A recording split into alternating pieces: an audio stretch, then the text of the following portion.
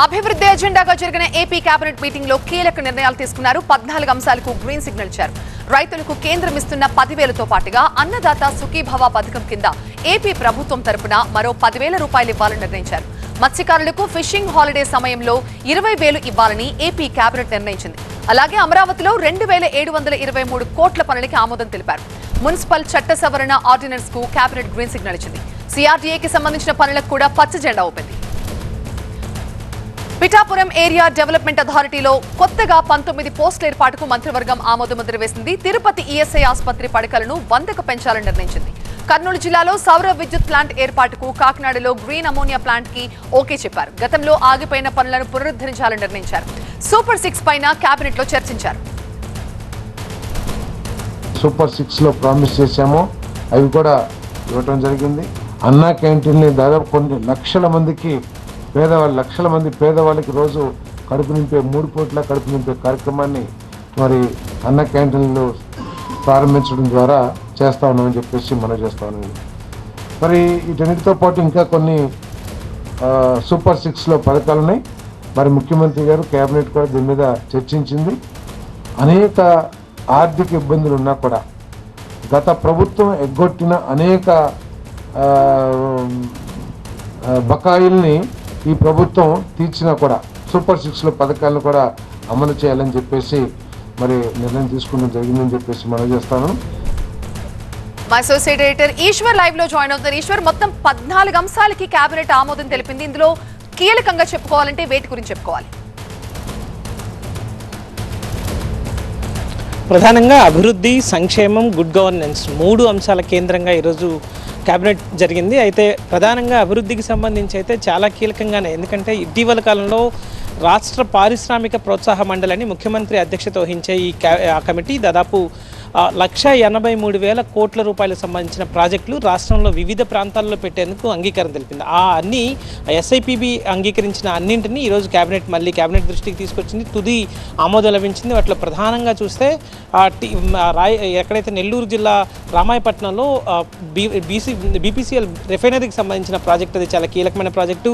65,000 కోట్ల రూపాయలతో ఆ ప్రాజెక్టుని ఏర్పాటు చేయబోతున్నారు. అదే సమయంలో విశాఖ పూడిమడకలో ఎన్టీపీసీ, ఏపీ జెన్కో 2 జాయింట్ వెంచర్తో ఒక గ్రీన్ హైడ్రో హబ్ని దాదాపు 95,000 కోట్ల రూపాయలతో దాన్ని ఏర్పాటు చేయబోతున్నారు. దానికి ఈ నెల 8వ తేదీన ప్రధానమంత్రి రాబోతున్నారు. ఈ నేపథ్యంలోనే ప్రధానంగా దాని చుట్టూనే సమావేశం కేబినెట్లో ఎక్కువసేపు డిస్కషన్ జరిగింది. ప్రధాని విశాఖకు వస్తున్నారు కాబట్టి తొలిసారిగా ఎన్డీఏకి సంబంధించిన కీలక నేతగా రాష్ట్రానికి ప్రధాని వస్తున్నారు కాబట్టి ప్రధాని పర్యటన చాలా ప్రతిష్టాత్మకంగా తీసుకుని ఆ కార్యక్రమాన్ని విజయవంతం చేయాలని ఈ కేబినెట్ నిర్ణయించింది. అదే సమయంలో మరొక కీలకమైన నిర్ణయం, రాష్ట్రానికి దీర్ఘకాలికంగా పెండింగ్లో ఉన్న రైల్వే జోన్కు సంబంధించి రైల్వే జోన్ భవనాలకి, వాటికి ఏదైతే హెడ్ క్వార్టర్ ఉంటుందో ఆ భవనాలకు సంబంధించిన వాటికి శంకుస్థాపన చేస్తారు అని చెప్పి ఈరోజు కేబినెట్లో ఈరోజు దానికి సంబంధించి చర్చ జరిగింది. అదే విషయాన్ని మంత్రి పార్థసారథి కూడా ప్రకటించారు.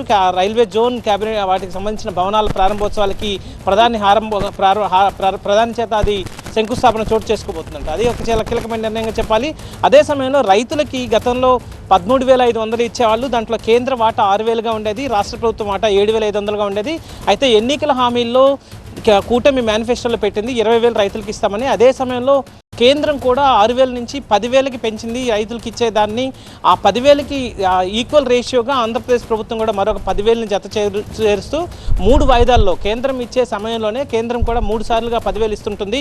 అదే సమయాల్లో రాష్ట్ర ప్రభుత్వ వాటా కూడా 10,000 కలిపి మొత్తం 20,000ని ప్రతి ఖరీఫ్కి, రబీకి సంబంధించి రైతులకి ఇవ్వాలని రాష్ట్ర ప్రభుత్వం ఈరోజు కేబినెట్లో నిర్ణయం తీసుకుంది. ఇది సూపర్ 6 అంటే ఎన్నికల హామీ అయినప్పటికీ కూడా ధరని భారీ ఎత్తున పెంచడం, అంటే గతంలో ఇచ్చిన 13,500 స్థానంలో ఈసారి 20,000 వరకు రైతులకి ఈ రైతు భరోసా ఇవ్వడం అనేది చాలా కీలకమైన నిర్ణయంగా చెప్పాల్సి ఉంటుంది. అదే సమయంలో ఇది దేనికైతే వీటికి అమ్మఒడికి సంబంధించి, అంటే తల్లికి వందనం పేరుతో ప్రభుత్వం తీసుకున్న ఈ పథకానికి కూడా దాదాపుగా అందరు స్టూడెంట్స్, గతంలో ఇంటికి ఒకరికే ఇచ్చేవాళ్ళు కానీ ఈసారి అందరికీ ఇస్తామని చెప్పి ప్రభుత్వం ప్రకటించింది. అది ఇప్పటివరకు ప్రారంభించకపోవడం పైన కూడా పెద్ద ఎత్తున ప్రతిపక్షం నుంచి విమర్శలు వస్తున్నాయి. కానీ దీంతో ఆర్థిక ఇబ్బందులు ఉన్నా గత ప్రభుత్వం బకాయిల్ని చెల్లించినప్పటికీ కూడా ఇంకా ఇట్లాంటి స్కీమ్స్ సూపర్ 6లో స్కీమ్స్ అమలు చేయడానికి ఇబ్బందులు ఉన్నప్పటికీ కూడా ఈసారి అకాడమిక్ ఇయర్ నుంచి ఈ తల్లికి వందనం పథకాన్ని ప్రారంభిస్తున్నట్టుగా చెప్పారు. అదే సమయంలో మత్స్యకారులకు 20,000, గతంలో 10,000 ఇచ్చేవాళ్ళు ఈసారి 20,000 ఇస్తామని చెప్తున్నారు. ఇవన్నీ త్వరలోనే వీటన్నిటికీ కేబినెట్ ఆమోదించింది కాబట్టి ఇకపైన ఈ లబ్ధిదారులకి వీటన్నిటిని లబ్ధి చేకూరే అంశం మీద కూడా ముందుకు వెళ్లే కార్యాచరణ ప్రభుత్వం సిద్ధం చేసుకుంటుంది. Second exclusive news. రైతు భరోసాపై చేయాల్సిన సిఫార్సులపై చర్చించేందుకు కేబినెట్ సబ్ కమిటీ మరోసారి సమావేశమైంది. మనం బ్రేకింగ్ న్యూస్ చూస్తున్నాం. వివిధ అంశాలకు సంబంధించిన చర్చించారు. రేపు సీఎంను కలవబోతున్నారు cabinet sub committee chairman Bhatti Vikramarka. ఎల్లుండి జరగనున్న కేబినెట్ భేటీలో రైతు భరోసాపై తుది నిర్ణయం తీసుకుంటారు. అయితే పంట సాగు చేసిన ప్రతి రైతుకు రైతు భరోసా ఇవ్వాలని కేబినెట్ సబ్ కమిటీ నిర్ణయించింది. గతంలో పంటలు సాగు చేశారా లేదా అనే దాంతో సంబంధం లేకుండా భూమి ఉన్న ప్రతి ఒక్కరికి రైతు బంధు కింద సాయం అందింది. అయితే గుట్టలకు, రోడ్లకు ఇలా వ్యవసాయం చేసే అవకాశం లేని వాటన్నింటికీ ఇవ్వడం సమంజసం కాదన్న నిర్ణయానికి వచ్చిన ప్రభుత్వం పంట సాగు చేసిన ప్రతి రైతుకు ఇవ్వాలని నిర్ణయించింది. రైతు భరోసాకు సంబంధించిన మరిన్ని వివరాలు టీవీ ప్రతినిధి ప్రభాకర్ రెడ్డి తెలుసుకుందాం. ప్రభాకర్, సంక్రాంతి కల్లా రైతు భరోసా ఇచ్చేస్తాము అని తెలంగాణ ప్రభుత్వం చెప్తోంది. కానీ ఇంతవరకు విధి విధానాలు ఫైనలైజ్ కాలేదు. సో ఎల్లుండి జరిగే కేబినెట్ భేటీలోనైనా తుది నిర్ణయం పక్కాగా తీసుకుంటారా? అలాగే కొన్ని లీక్లు వస్తున్నాయి. గవర్నమెంట్ ఎంప్లాయీస్, ట్యాక్స్ పేయర్స్ వీళ్ళందరినీ కూడా రైతు బంధు నుంచి తొలగిస్తారు అని. అవన్నీ ఊహాగానాలైనా నిజంగానే మేరకు నిర్ణయం తీసుకున్నారా? రైట్, డెఫినెట్గా ఊహాగానాలే అనుకోవచ్చు. ఎందుకంటే రైతు భరోసాపై కేబినెట్ సబ్ కమిటీ భేటీ తర్వాత ఈరోజు కొంత దీనిపైన స్పష్టత ఇచ్చే అవకాశం అయితే కనిపిస్తుంది. మరికొద్ది సేపట్లోనే దీనికి సంబంధించిన అఫీషియల్ నోట్ కూడా రాబోతుంది. కేబినెట్ సబ్ కమిటీకి సంబంధించి రైతు భరోసాలో ఏ విధమైన కండిషన్స్ ఉండాలనే దానిపైన ఈరోజు ప్రధానంగా చర్చ జరిగింది. ఉప ముఖ్యమంత్రి భట్టి చైర్మన్గా ఉన్న ఈ రైతు భరోసా కేబినెట్ సబ్ కమిటీలో ముఖ్యంగా ఎలాంటి కండిషన్స్ లేకుండా రైతు భరోసాను ఇవ్వాలనేది ఒక నిర్ణయం అయితే జరిగినట్టుగా తెలుస్తుంది. దాంతోపాటుగా సాగులో ఉన్న భూమికి మాత్రమే ఇది ఒకటే కండిషన్ ఉండబోతున్నట్టుగా తెలుస్తుంది. సాగులో ఉన్న భూమికి మాత్రమే రైతు భరోసాను అందజేయాలనేది ప్రభుత్వం నిర్ణయించింది. సాగులో లేని భూమి, గతంలో ముఖ్యమంత్రి అసెంబ్లీలో కూడా చెప్పారు, దాదాపు 21,000 కోట్లు గత ప్రభుత్వం రైతు బంధు పేరిట రాళ్ళు, రప్పలు, రియల్ ఎస్టేట్ వెంచర్లు, క్రషర్స్, గ్రానైట్ క్వారీలకు ఇచ్చింది. నేషనల్ హైవేస్లో పోయిన భూములకు కూడా 21,000 కోట్లు, అంటే దాదాపు 10.5 లక్షల ఎకరాలు సాగులో లేని భూమికి రైతు బంధు అందింది. కాకపోతే ఇప్పుడు ధరణి ప్రకారం 1,53,00,000 సాగు భూమి ఉంది. సో దీంట్లో 1,30,00,000 వరకు ఈ సాగులో ఉన్న భూమిగా లెక్క కట్టచ్చు అనేది ప్రభుత్వం అంచనా వేస్తుంది. సో దానికి 7,500 రూపాయలను ఈ 14వ తేదీ నుంచి ప్రారంభించబోతున్నారు. దీనికి సంబంధించి కేబినెట్ సబ్ కమిటీలో ఈరోజు జరిగిన మీటింగ్కి సంబంధించి రేపు దీనికి చైర్మన్గా ఉన్న భట్టి వెళ్ళి సీఎంను కలుస్తారు. పూర్తి స్థాయిలో దీనిపైన బ్రీఫ్ చేస్తారు. సీలింగ్ కానీ లేకపోతే కట్ ఆఫ్ కానీ ఎలాంటివి ఏవీ లేవు. ఐటీ కడుతున్న వారికి కానీ ప్రభుత్వ ఉద్యోగులకు కానీ ఎట్లాంటి నిబంధనలు లేవు అనేది అయితే ఈ రోజుతో కొంత స్పష్టత వచ్చినట్టుగానే చెప్పాలి. సో దీనికి సంబంధించి రేపు ముఖ్యమంత్రితో బ్రీఫింగ్ ఉండబోతుంది. దాని తర్వాత ఎల్లుండి కేబినెట్ ఉన్న నేపథ్యంలో కేబినెట్ సమావేశంలో దీనిపై తుది నిర్ణయం తీసుకొని ఉన్నారు. దీనిపైన పూర్తి స్థాయిలో కూడా ఇప్పటికే కమిటీ 2-3 సార్లు భేటీ అయింది. 2-3 సార్లు కూడా దీనిపైన చాలా లోతుగా విశ్లేషించారు. సో సీలింగ్ కానీ కట్ ఆఫ్ కానీ పెడతారనుకున్నా కూడా సాగులో ఉన్న ప్రతి భూమికి ఇవ్వాలి అనేది ప్రభుత్వం నిర్ణయించింది. ఇక సాగులో ఉన్న భూమిని ఎలా గుర్తిస్తారు అనే దానికి కూడా కొన్ని టెక్నికల్ ఇష్యూస్ను కమిటీ ముందుకు తీసుకొచ్చారు అధికారులు. దాంట్లో ఒకటి ఏఈఓస్, అగ్రికల్చర్ ఎక్స్టెన్షన్ ఆఫీసర్స్ ప్రతి విలేజ్లో ఉన్నారు, ప్రతి క్లస్టర్కి ఉన్నారు. సో వారు వెళ్ళి ఏ భూమిని సాగు చేస్తున్నారు అనేది రికార్డ్ చేయాలి. దానికోసం జనవరి 5 నుండి 7 వరకు ఈ అప్లికేషన్ సిస్టమ్ను కూడా పెట్టారు. సో ప్రతి ఒక్క రైతు కూడా తమ భూమిలో ఏ పంటను సాగు చేస్తున్నారనేది కూడా ఏఈఓస్కి చెప్పాల్సి ఉంటుంది. దాంతోపాటుగా satellite field survey, satellite images ద్వారా, సాటిలైట్ సర్వే ద్వారా కూడా సాగు చేస్తున్న భూమిని, సాగులో లేని భూమిని తెలుసుకునేందుకు కూడా ప్రభుత్వం ఒక మెకానిజాన్ని తయారు చేస్తుంది. సో ఇదంతా కూడా ఈ సైంటిఫికల్గా ఇదంతా పూర్తవడానికి ఒక 10 రోజులు పడుతుంది. కాబట్టి సో 14వ తేదీ ముఖ్యమంత్రి గతంలోనే చెప్పారు సంక్రాంతి సందర్భంగా రైతు భరోసా ఇస్తామని. సో 14వ తేదీ నుండి విడతల వారీగా ప్రభుత్వం ఇవ్వడానికైతే సిద్ధమైంది. దీంట్లో ఎకరా నుంచి 2 ఎకరాలు, 3 ఎకరాలు ఉన్న వారికి ఒక విడతలో, 3 ఎకరాల నుంచి 5 ఎకరాలు ఉన్న వారికి ఒక విడతలో, 5 ఎకరాల పైన ఉన్న వారికి ఒక విడతలో రైతు భరోసా నిధులను జమ చేయడానికి ప్రభుత్వం అయితే సిద్ధమవుతుంది. ఇక దీని గురించి నిధుల సమీకరణ ప్రధాన ఛాలెంజ్గా ఉండేది ప్రభుత్వానికి. కాకపోతే టీజీఐఏసీ నుంచి తీసుకున్న 10,000 కోట్ల రుణం ఏదైతే ఉందో, సో దానికి టీజీఐఏసీ ఇప్పటికీ 10,000 కోట్ల రుణాన్ని తీసుకుంది. అది గవర్నమెంట్ రైతు భరోసాకు వాడుకునేందుకు కూడా గ్రీన్ సిగ్నల్ వచ్చేసింది. సో మొత్తం మీదుగా ఎలాంటి ఛాలెంజెస్, హడల్స్ లేకుండా రైతు భరోసాను రైతుల ఖాతాలో జమ చేయడానికి ప్రభుత్వం సిద్ధమవుతున్నట్టుగానే చెప్పాలి. సంక్రాంతి సందర్భంగా రైతులు వెయిట్ చేస్తున్న రైతు భరోసా అయితే అందబోతుంది. ఇక ముఖ్యమంత్రి దీనిపైన శనివారం ప్రకటన చేసే అవకాశం అయితే కనిపిస్తుంది. ఎందుకంటే కేబినెట్ సమావేశం తర్వాత యూజువల్గా ఐఎన్పిఆర్ మినిస్టర్ బ్రీఫ్ చేస్తారు. ఐఎన్పిఆర్ మినిస్టర్ దానికి సంబంధించిన వివరాలు వెల్లడిస్తారు. కాకపోతే రైతు భరోసా లాంటి కీలక అంశం ఉన్న నేపథ్యంలో ముఖ్యమంత్రి స్వయంగా దీనిపైన ప్రకటన చేసే అవకాశం అయితే కనిపిస్తుంది. 21,000 కోట్లు ఏవైతే ఇంతకుముందు ఎలా వృధా అయ్యాయి, అట్లాగే ఇప్పుడు సాగులో లేని భూములు ఎక్కడ ఎన్ని ఎకరాలు ఉన్నాయి, ఎన్ని లక్షల ఎకరాలు ఉన్నాయి అనేది అయితే పూర్తి స్థాయిలో సీఎంఏ వివరించడానికి అయితే రెడీ అవుతున్నారు. సో ఎల్లుండికి పూర్తి స్థాయి ప్రకటన అయితే రైతు భరోసా మీద వచ్చే అవకాశం అయితే కనిపిస్తుంది. రైట్ ప్రభాకర్. 585లో థర్డ్ స్టోరీ చూస్తే మేడ్చల్ సామీర్పేట వరకు మెట్రో మార్గం పొడిగించాలని తెలంగాణ ప్రభుత్వం నిర్ణయించడం బీఆర్ఎస్ విజయం అన్నారు కుత్బుల్లాపూర్ ఎమ్మెల్యే కేపీ వివేకానంద్. ఏడాదిగా మెట్రోపై కాలయాపన చేసి కేసీఆర్ ప్రభుత్వం తీసుకున్న నిర్ణయాన్ని నిన్న సీఎం రేవంత్ రెడ్డి ప్రకటించారన్నారు. కేసీఆర్ తెలంగాణ అభివృద్ధికి వేసిన రోడ్ మ్యాప్ ని రేవంత్ అమలు చేయక తప్పదన్నారు. మేడ్చల్ వరకు మెట్రో విస్తరించాలని సాధన సమితి ఆధ్వర్యంలో చేపట్టిన నిరసనల్లోనూ కేపీ వివేకానంద్ సహా బీఆర్ఎస్ నేతలు పాల్గొన్నారు. 23 కిలోమీటర్ల పారడైజ్ మేడ్చల్ మెట్రో మార్గానికి, 22 కిలోమీటర్ల జేబీఎస్ సామీర్పేట్ మెట్రో కారిడార్కి డీపీఆర్ల తయారీకి నిన్న గ్రీన్ సిగ్నల్ ఇచ్చారు సీఎం. వెంటనే డీపీఆర్లు రెడీ చేసి మెట్రో రైల్ ఫేజ్ 2B భాగంగా కేంద్ర ప్రభుత్వ అనుమతికి పంపాలని హైదరాబాద్ మెట్రో ఎండీ ఎన్వీఎస్ రెడ్డిని ఆదేశించారు సీఎం. ఈ అంశంపై స్పందించిన బీఆర్ఎస్ ఇది తమ విజయమని ప్రకటించింది. పూర్తి డీటెయిల్స్ మా ప్రతినిధి రాకేష్ అందిస్తారు. రాకేష్, ఈ క్రేజీ క్రెడిట్ ని బీఆర్ఎస్ తన ఖాతాలో వేసుకుంటుంది, దీన్ని ఏ విధంగా చూడాలంటారు?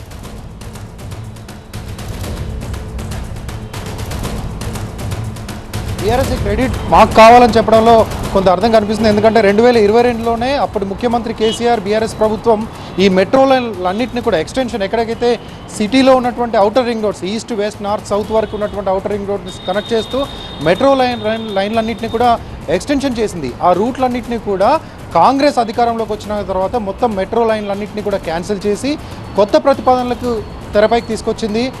కొత్త లైన్లు ఏర్పాటు చేస్తామని చెప్పింది. కానీ నార్త్ రూట్ రోజులుగా పోరాటం జరుగుతుంది. ఎందుకంటే జూబ్లీ బస్ స్టేషన్ నుంచి మొదలు పెడితే నేషనల్ హైవే వేయడానికి అవకాశం లేదు.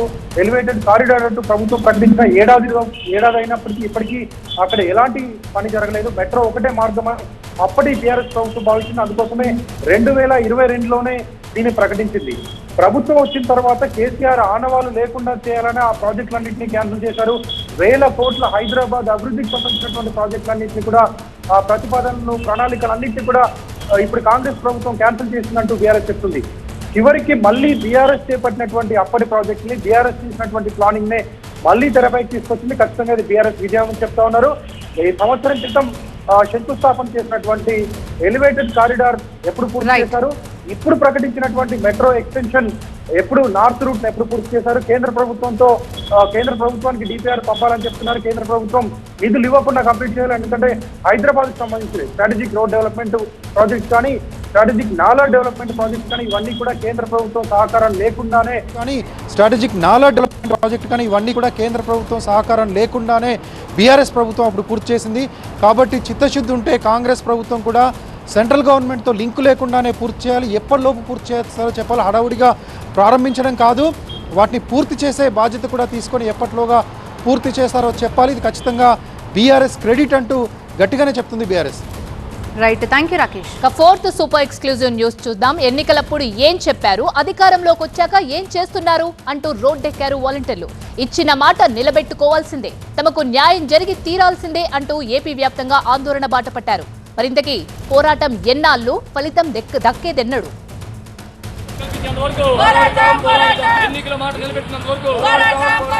కూటమి ప్రభుత్వంపై కన్నెర్ర చేస్తున్నారు వాలంటీర్లు. తమ ప్రభుత్వ హయాంలో ఇంటింటికి వెళ్లి సేవలందించిన తమకు ప్రస్తుత చంద్రబాబు సర్కార్ తీవ్ర అన్యాయం చేస్తోందంటూ నిరసన గళం విప్పారు. ఉద్యోగ భద్రత కల్పించాలని, వాలంటీర్లందరినీ తిరిగి విధుల్లోకి తీసుకోవాలని డిమాండ్ చేస్తూ 3 రోజుల పాటు ఆందోళనలకు పూనుకున్నారు.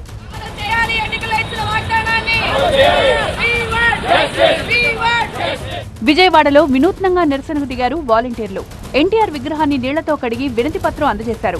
కొత్త సంవత్సరంలోనైనా తమను ఆదుకోవాలని, ఇచ్చిన హామీలు ప్రభుత్వ పెద్దలు గుర్తు చేసుకోవాలన్నారు. జీవోలు లేవన్న సాగుతో వాలంటీర్లను విధుల్లోకి తీసుకోవట్లేదని ఆగ్రహం వ్యక్తం చేశారు. అయ్యా, ఈ టీడీపీ పార్టీ పెట్టిన అధినేత రామారావు గారు మాట ఇస్తే నిలబెట్టుకునే పార్టీ అని ముద్రేశారు జనాల్లో. అలాంటి పార్టీ ఈ రోజున చంద్రబాబు నాయుడు గారు మాట ఇచ్చి మాట నిలబెట్టుకోలేకపోతున్నారు. మీరు ఆత్మ ఘోషిస్తుంది. అందుకే మేము చాలా బాధపడుతున్నాం అయ్యా. మీరు ఒకసారి మాట్లాడండి అయ్యా. చంద్రబాబు నాయుడు గారి దగ్గరికి వెళ్ళి, ఆయన మనసులోకి వెళ్ళి, ఆయన నిద్రపోతున్న కళ్ళలోకి వెళ్ళి, స్వప్నంలోకి వెళ్ళి, మనం మాట ఇస్తే నిలబెట్టుకునే పార్టీ మనది. నువ్వు ఎటువంటి పరిస్థితుల్లో వాలంటీర్కి నువ్వు మాట ఇచ్చావు కాబట్టి మాట నిలబెట్టుకో, ఎన్ని ఇబ్బందులైనా సరే ఎదుర్కొనైనా సరే నువ్వు నిలబెట్టుకోక తప్పదని చెప్పి ఎన్టీ రామారావు గారు స్వప్నంలోకి వెళ్ళి ఆయనతో మాట్లాడాలని చెప్పేసి ఈ రోజున వినతి పత్రం ఇక్కడ మా కృష్ణవాడ సెంటర్లో ఎన్టీఆర్ విగ్రహానికి ఇవ్వడం జరుగుతుంది. ఎన్నికల టైంలో చంద్రబాబు ఎన్నో హామీలు ఇచ్చారు. వేతనాలు పెరిగేలా చూడడమే కాదు, ఉద్యోగ భద్రత కల్పిస్తామని, అన్ని విధాలా కాపాడుకుంటామని మాటిచ్చారని చెప్తున్నారు వాలంటీర్లు. హామీ ఇచ్చారు కాబట్టే ఇప్పుడు అడుగుతున్నామంటున్నారు. ఇక 3 రోజుల ఆందోళనలో భాగంగా రేపు మోకాళ్లపై భిక్షాటన, ఎల్లుండి వెనక్కి నడుస్తూ నిరసన తెలియజేయనున్నారు వాలంటీర్లు.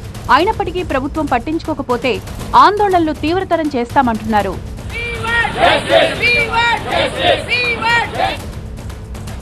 మాట ఇచ్చావు కాబట్టి నిలబెట్టుకోవాల్సిందే అంటున్నారు వాలంటీర్స్. మరి వాలంటీర్స్ల డిమాండ్స్ ఏంటి? పూర్తి సమాచారాన్ని మా ప్రతినిధి వసంత్ అందిస్తారు. వసంత్, ఉద్యోగ భద్రతనే అడుగుతున్నారా? ఇంకా వారి డిమాండ్స్ ఏంటి? ప్రభుత్వం నుంచి ఏదైనా స్పందన వచ్చిందా? ఖచ్చితంగా ఏదైతే ఎన్నికలకు ముందు ఇచ్చినటువంటి హామీలు ఉన్నాయో వాటిని అమలు చేయాలనే ఉద్దేశంలో భాగంగా తాము ఆందోళన చేపడుతున్నట్టుగా కూడా చాలా స్పష్టంగా వాలంటీర్లు చెప్తున్నారు. ఏదైతే ఎన్నికలకు ముందు తమకు ఉద్యోగ భద్రత కల్పించడంతో పాటుగా తమ భవిష్యత్తుకు భరోసా ఇస్తాము, వాలంటీర్ల మొత్తాన్ని కూడా రెగ్యులర్ చేసి వాళ్ళకి 10,000 రూపాయలు ఇస్తామంటూ కూడా నాడు ఆ ప్రతిపక్ష నేతగా, అలాగే జనసేన అధినేత పవన్ కళ్యాణ్తో పాటు ఇటు ఆ ప్రతిపక్ష నేతగా ఉన్నటువంటి చంద్రబాబు హామీలు ఇచ్చారు. తమ ఉద్యోగ భద్రతకు భరోసా ఇస్తూనే తమను కొనసాగిస్తామని చెప్పి అధికారంలోకి వచ్చిన తర్వాత తమను పట్టించుకోవడం లేదు, తమను విధుల్లోకి తీసుకోవడం లేదు, తమకు భరోసా ఇవ్వడం లేదు అనేది ప్రధానంగా వాలంటీర్ల వాదన. ఇప్పటికే 3 రోజుల పాటు వారు ఆందోళన పిలుపునిచ్చినటువంటి నేపథ్యంలో మొదటి రోజు సచివాలయాలకు సంబంధించినటువంటి వార్డు అడ్మిన్ల పరిధిలో వారికి వినతి పత్రాలు ఇచ్చే కార్యక్రమానికి నేడు శ్రీకారం చుట్టారు. 2వ రోజు రాష్ట్ర వ్యాప్తంగా మోకాలపై నిల్చొని భిక్షాటన చేపట్టే కార్యక్రమం. 3వ రోజు ఇచ్చినటువంటి హామీని అమలు చేయకుండా మాటలు వెనక్కి తీసుకునే ప్రయత్నం కూటమిలో ఉన్నటువంటి ప్రభుత్వ పెద్దలు చేస్తున్నారు. కాబట్టి దానికి నిరసనగా ముఖ్యంగా పవన్ కళ్యాణ్కు తమ నిరసన తెలిసేలాగా బ్యాక్ టు వాక్ పేరుతోటి ఇచ్చిన మాటపై నిలబడకుండా మాటను వెనక్కి తీసుకునే ప్రయత్నం చేస్తున్నారనే అంశాన్ని ప్రధానంగా ప్రస్తావిస్తూ బ్యాక్ టు వాక్ పేరుతో 3 రోజుల పాటు ఈ ఆందోళన కొనసాగించబోతూ ఉన్నారు. ఎన్నికలకు ముందు వాలంటీర్లు కొనసాగిస్తామని చెప్పారు. ఎక్కడ కూడా తమకు సంబంధించినటువంటి కొనసాగించేటటువంటి విషయాలు ఎక్కడ కూడా స్పష్టతనివ్వడం లేదు, తమను విధుల్లోకి తీసుకోవడం లేదు. మరోవైపు తమను ఎన్నికల ముందు ఇచ్చినటువంటి హామీని అమలు చేయాలని కోరుతున్నాం తప్ప జీవోలు లేవనే సాకుతోటి తమను పక్కన పెడుతున్నారంటూ కూడా ప్రధానంగా వాలంటీర్లు ఆందోళన ఆవేదన అయితే వ్యక్తం చేస్తున్నారు. ఇప్పటికే ఆందోళన పిలుపుతున్నటువంటి నేపథ్యంలో ప్రభుత్వం ఈ విషయంలో ఎలా ముందుకెళ్తుందనేది వేచి చూడాల్సింది. ఒకవేళ ప్రభుత్వం స్పందించకపోతే రాష్ట్ర వ్యాప్తంగా ఉన్నటువంటి లక్షలాది మంది వాలంటీర్లు అందరం కూడా కలిసి ఆందోళన చేపడతామంటూ కూడా ప్రభుత్వాన్ని హెచ్చరిస్తూ ఉన్నారు. రైట్ వసంత్.